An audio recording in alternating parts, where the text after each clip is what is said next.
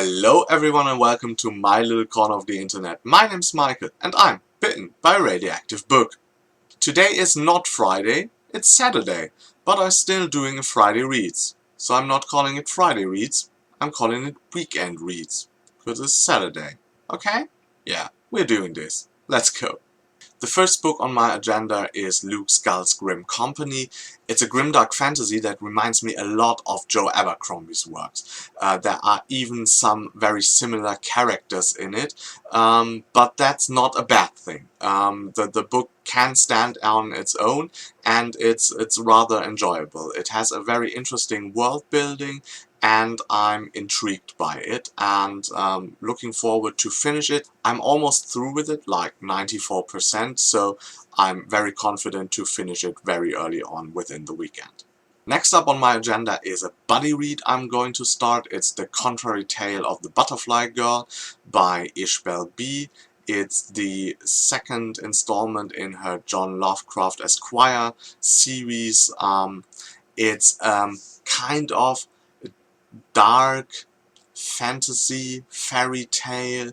It's very lyrical, so you have to look for meaning within all the words. There's a lot of distraction going on for the reader. The action is very over the top with very exaggerated characters. Kind of a fever dream feel in reading it. That of course was for the first book, but I already started this second installment and it has like the same qualities. I'm like 10% in it so far, so not as much progress, but I'm doing this as a buddy read with Taylor from Once Upon a Chapter and Sam from Novels and Nonsense. And we all loved like the first installment of the series, and so we want to get to the second book. The audiobook I'm listening to at the moment is Stormdancer by J. Christoph. It's a very interesting mix-up of a steampunk setting within traditional Japanese mythology.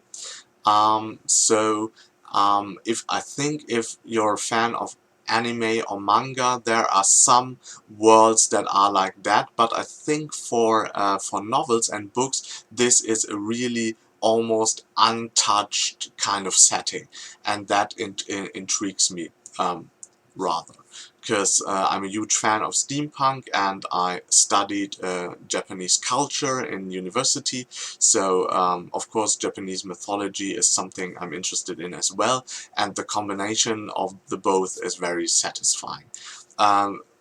Our hero in the story, I think she's called Yuriko or Yukiko, I'm not sure at the moment. She and her group of hunters are supposed to find a thunder tiger, which is a word for a griffin, but they seem to be like extinct, so she is sent on a wild hunt by the shogun for a creature that shouldn't really exist. So that sounds very interesting. I'm also again about 10, 15, maybe 20% through with the book. I'm not hitting off with the characters at the moment. The characters are okayish for me. But the world and the world building is rather intriguing, and that's where the huge fascination for me comes from the book. And yeah, I hope to get to some more of it this weekend. And last but not least, I'm starting a buddy read that is scheduled for Monday. Again, it's with Taylor from Once Upon a Chapter and with Shay from Shay Adventure. And we're going to read the Anubis Gates, and if I'm able to progress rather quickly through my other books, I want to get a head start at the Anubis Gates by Tim Powers, because it's a huge book. It's another steampunk book. You see there is a certain kind of theme going on at the moment, with me having read The Alloy of Law by Brandon Sanderson lately, which is also a steampunk novel. There should be a review coming up for you tomorrow of this, so look forward to it. And so October is a rather yeah, steampunk focused month for me by tradition, because I'm not a huge horror reader, so I skip on the whole Halloween shenanigans, and I'm focusing on steampunk in the fall. Yeah, so the Anubis Gates by Tim Powers. I don't know much about it. I know it seems to have some time travel elements in it. It's considered like a modern classic of the genre, and so I'm really excited to finally get to it. Careful here. So that's it for my weekend reads. Please tell me what you're reading over the weekend in the comments down below. And if you like this video, please hit the like button.